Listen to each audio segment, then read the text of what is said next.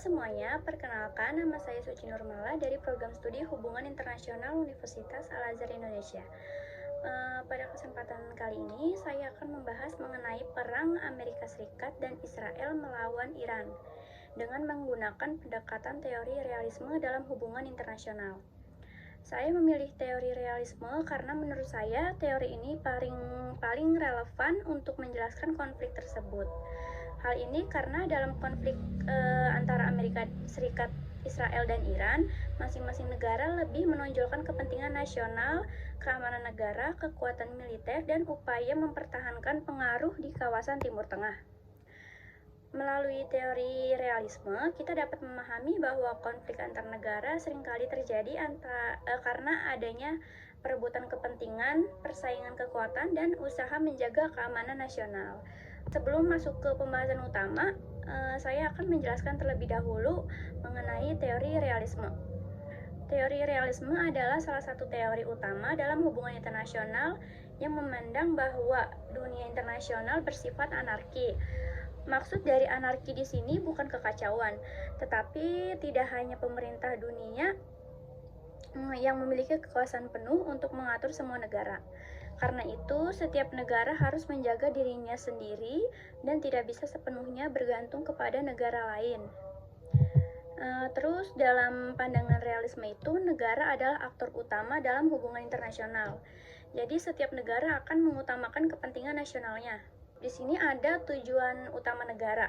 Tujuan utama negara itu yang pertama yang pasti bertahan hidup, yang kedua menjaga keamanan, yang ketiga memperkuat militer, dan meningkatkan pengaruh. Karena itu, konflik dianggap sebagai sesuatu yang wajar karena setiap negara saling bersaing demi kepentingannya masing-masing.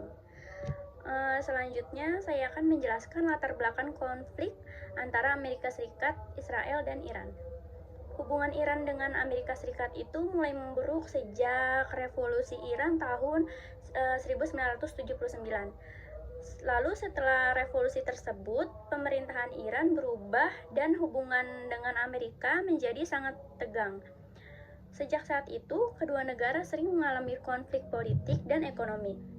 Amerika Serikat menjatuhkan sanksi ekonomi kepada Iran, sementara Iran menolak campur tangan Amerika di kawasan Timur Tengah. Lalu ada sisi lainnya, Israel juga melihat Iran sebagai ancaman. Hal itu disebabkan oleh beberapa faktor seperti program nuklir Iran, pengembangan rudal, dukungan Iran terhadap kelompok bersenjata di kawasan, dan sikap politik Iran yang menentang Israel. Sedangkan Iran itu menganggap Amerika Serikat dan Israel sebagai ancaman terhadap kedaulatan negaranya. Jadi masing-masing pihak itu sama-sama merasa terancam dan itulah yang membuat konflik terus berlangsung. Lalu jika dilihat dari teori realisme, Amerika Serikat itu bertindak berdasarkan kepentingan nasionalnya. Tujuan Amerika Serikat di kawasan Timur Tengah antara lain yang pertama mempertahankan pengaruh politik dan militernya. Yang kedua, melindungi sekutu utamanya yaitu Israel.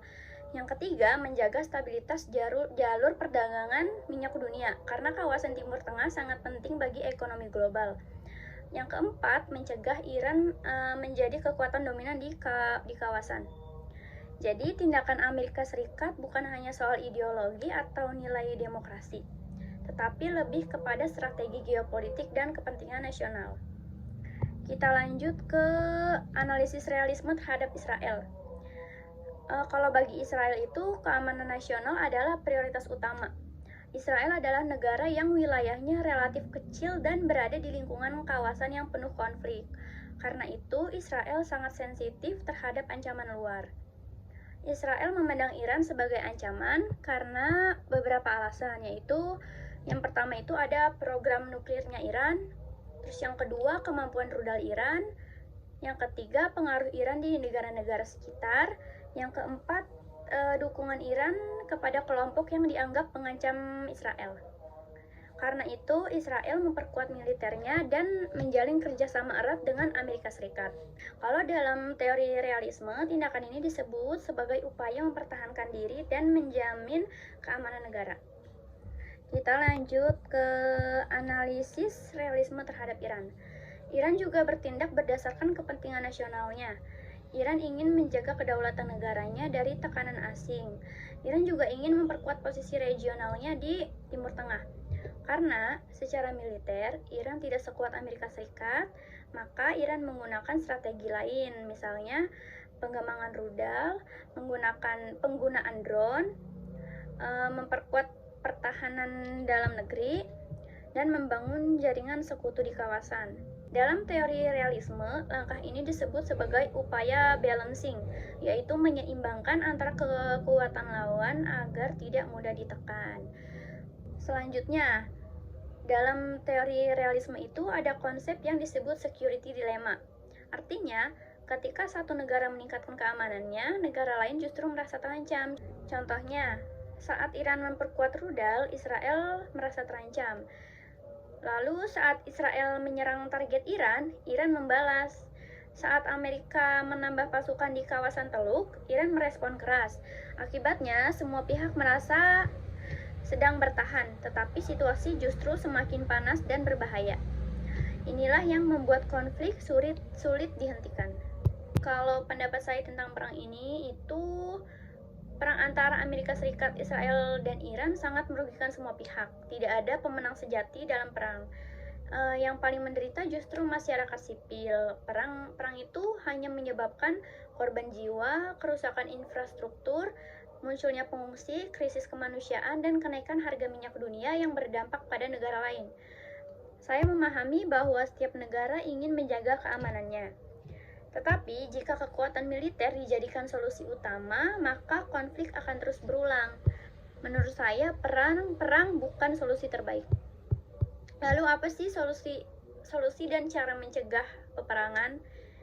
Ada beberapa solusi untuk mencegah peperangan tersebut. Yang pertama itu melakukan diplomasi secara serius dan berkelanjutan. Yang kedua, membuka jalur komunikasi langsung antara pihak yang bertikai agar tidak terjadi salah paham. Lalu yang ketiga itu bisa membuat kesepakatan baru mengenai program nuklir Iran yang dapat diterima semua pihak. Keempat, menghentikan serangan balasan yang dapat memicu perang besar. Kelima, melibatkan PBB atau negara netral sebagai mediator perdamaian. Keenam, mengutamakan keselamatan warga sipil di atas kepentingan politik.